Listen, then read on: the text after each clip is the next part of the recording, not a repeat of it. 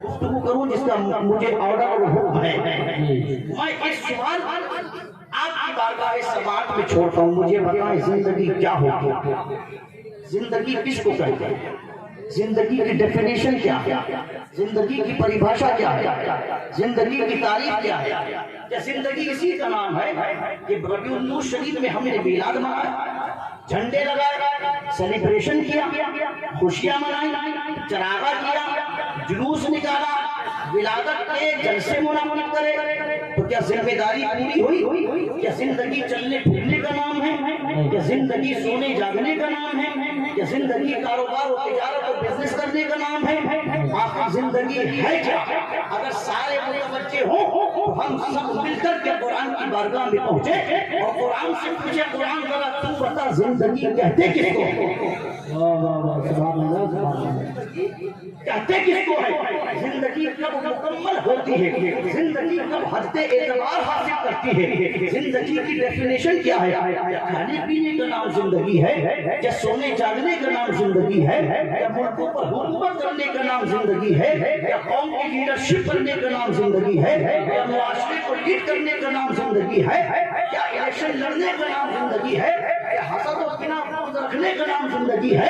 کیا تجارت میں ترقیاں کرنے کا نام زندگی ہے؟ کیا عہدے اور منصب حاصل کرنے کا نام زندگی ہے؟ کیا اونچی اونچی عمارتیں بنانے کا نام زندگی ہے؟ کیا دنیا میں سیر کرنے کا نام زندگی ہے؟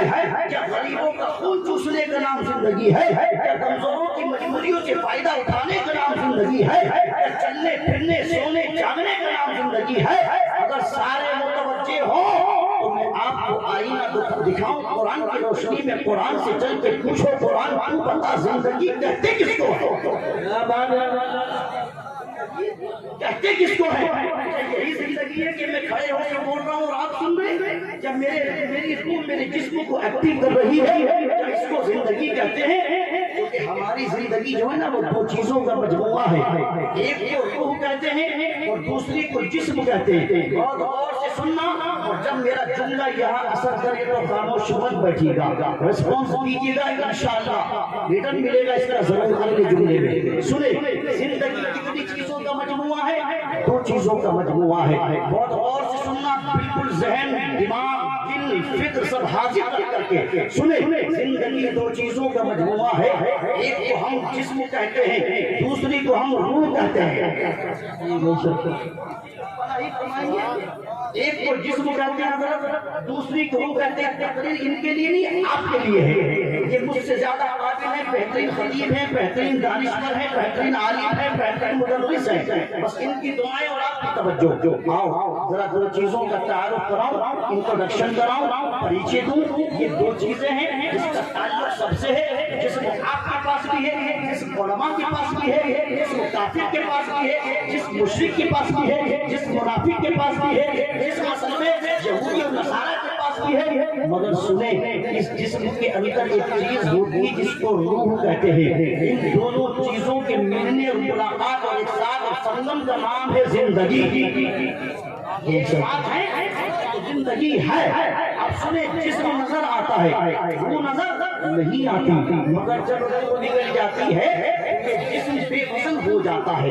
جب روح نکل جاتی ہے آپ آگے پر اٹھاتے ہی شیر خاموشہ پہنچا دیتے ہیں. جب روح نکل جاتی ہے جسم معاشرے میں رہنے کے قابل نہیں رہتا. جب روح نکل جاتی ہے تو جسم بے مقصد ہو جاتا ہے. کتنا ہی بڑا دنیا میں مسٹر ورلڈ ہو یا ورلڈ ہو، لیکن جب روح نکلتی ہے آپ کے بے شمار مردوں کو کاندھی پر اٹھایا، شیر خاموشہ پہنچا دیا. آپ نے کہا بھائی کیوں شیر خاموشہ پہنچا رہے ہیں؟ آنکھیں بھی تو موجود ہے، کان بھی تو موجود ہے، زبان تو موجود ہے، باڈی تو موجود ہے، سینہ تو موجود ہے، ہاتھ پیر تو موجود ہے.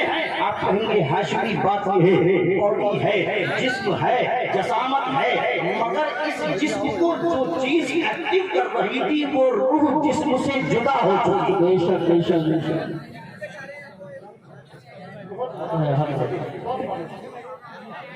جس کو جو چیز ایکٹیو کر رہی تھی وہ روح نکل چکی ہے.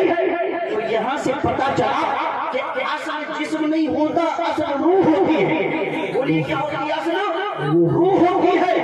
مگر یاد رکھو جسم نظر آتا ہے، روح نظر نہیں آتی. جو نظر آتا ہے حضرت وہ اصل نہیں ہے، اور جو نظر نہیں آتا وہ اصل ہے. جو دکھتا ہے وہ اصل نہیں ہے، اور جو نہیں دکھتی ہے وہ اصل ہے. جسم نظر آتا ہے، علماء تشریف فرمائیں کہ نورانی چہرے آپ کو نظر آ رہا ہے. کوئی شخص طاقتور ہے نظر آ رہا ہے، کوئی شخص اسمارٹ ہے نظر آ رہا ہے، کوئی شخص بیوٹیفل ہے نظر آ رہا ہے، کوئی شخص کالا ہے نظر آتا ہے، کوئی شخص گورا ہے نظر آتا ہے. مگر اس کی روح کا تعلق اپنے خدا و رسول سے کتنا مضبوط ہے یہ نظر نہیں آتا. نہیں آتا. جسم نظر آتا ہے، شخص نماز پڑھ رہا ہے نظر آتا ہے، سجدے کر رہا ہے نظر آتا ہے، زکات دے رہا نظر آتا ہے، حج کر رہا ہے نظر آتا ہے، صدقہ دے رہا نظر آتا ہے، خیرات کر رہا نظر آتا ہے. مگر اس نمازی کے دل کا تعلق گنبد خضرا سے کتنا مضبوط ہے یہ نظر نہیں آتا. وہ نظر آتا نہیں، نظر آتا. اب جملہ بہت غور سے سنیے گا کہ جسم جو نظر آتا ہے وہ اصل نہیں ہوتا، جو روح نظر نہیں آتی وہ اصل ہوتی ہے. اسی طرح ایمان کی دو چیزوں کا مجموعہ ہے، ایک کو ہم عقیدہ کہتے ہیں، دوسری کو ہم عمل کہتے ہیں. عمل نظر آتا ہے مگر عقیدہ نظر نہیں آتا. اگر عقیدہ خراب ہو جائے تو عمل منہ پہ مار دیے جاتے ہیں. بے شک بے شک بے شک بے شک. خراب ہو جائے تو عمل بیکار ہو جاتے ہیں. اس طرح روح نکلنے کے بعد جسم بیکار ہو جاتا ہے. مگر سنیے سب کا جسم بیکار نہیں ہوتا. علامہ جلال الدین سیوطی نے شرح الصدور میں حدیث پاک کو کوٹ کیا. فرماتے جب روح نکل جاتی ہے آپ کانے پر اٹھا کر شعر خاموشہ لے کر کے جاتے ہیں. امام جلال الدین سیوطی فرماتے ہیں کہ اب اس اٹھانے والی میت کو جس کو آپ کاندھے پہ لے کر کے شعر خاموشہ پہنچانے والے ہیں وہ میت قبرستان جانے سے پہلے اپنے اٹھانے والوں سے دو جملے کہتی ہے. کیا بات ہے. اپنے اٹھانے والوں سے کہتی ہے. اور بات ہے کہ وہ جملے ہم کو نظر نہیں آتے، اور بات ہے کہ وہ جملے ہم کو سنائی نہیں دیتے، مگر یہ سرکار کا فرمان ہے. حدیث مصطفیٰ شرح الصدور میں امام جلال الدین کوٹ کرتے ہیں جن کی ذات پر کوئی کنٹروورسی نہیں، کوئی اختلاف نہیں، کوئی جھگڑا نہیں. سب کے یہاں ان کا قلم ویلڈ ہے، سب کے یہاں ان کی کتابیں پڑھائی جاتی ہیں، سب کے یہاں جلالین شریف پڑھائی جاتی ہے. سنیں وہ فرماتے ہیں جب آپ میت کو اٹھا کر شہر خاموشہ لے کر کے چلے، اگر میت کسی کافر کی ہے، مشرک کی ہے، مرتد کی ہے، منافق کی ہے تو اپنے اٹھانے والوں سے کہتی ہے جلدی کرو. نہیں، اپنے اٹھانے والوں سے کہتی ہے میرے عزیز، میرے بچوں، میرے رشتہ داروں، میرے عزیز اقربا، مجھے کہاں لے کے جا رہے ہو، کیوں لے کے جا رہے ہو؟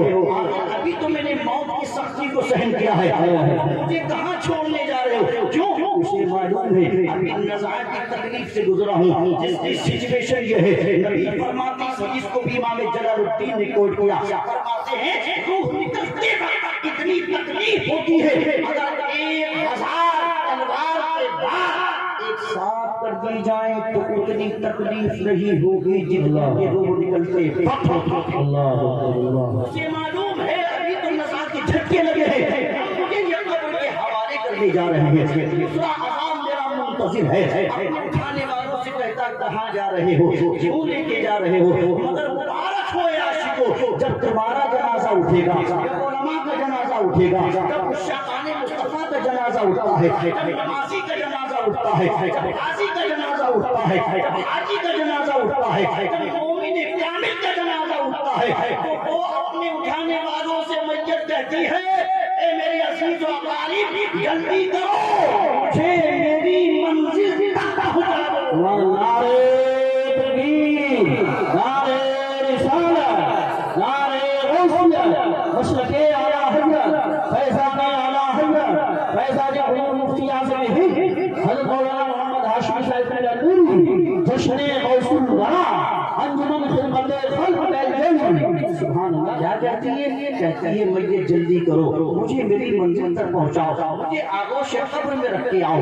چونکہ قبر اس کے لیے گھبراہٹ کا ذریعہ رہی ہے، وہ چونکہ عاشق رسول ہے، اپنی اداؤں سے اللہ و رسول کو راضی کر کے گیا ہے، چونکہ اس نے زندگی اللہ و رسول کے قوانین کے مطابق گزاری ہے. اب جب وہ قبر میں پہنچے گا وہ جانتا ہے کہ وہ کفار و مشرکین، مرتد و منافقین کے لیے ہے کہ جو قبر گھبراہٹ کا ذریعہ ہے، مگر وہ جانتا ہے ارے آج قبر میں پہنچوں گا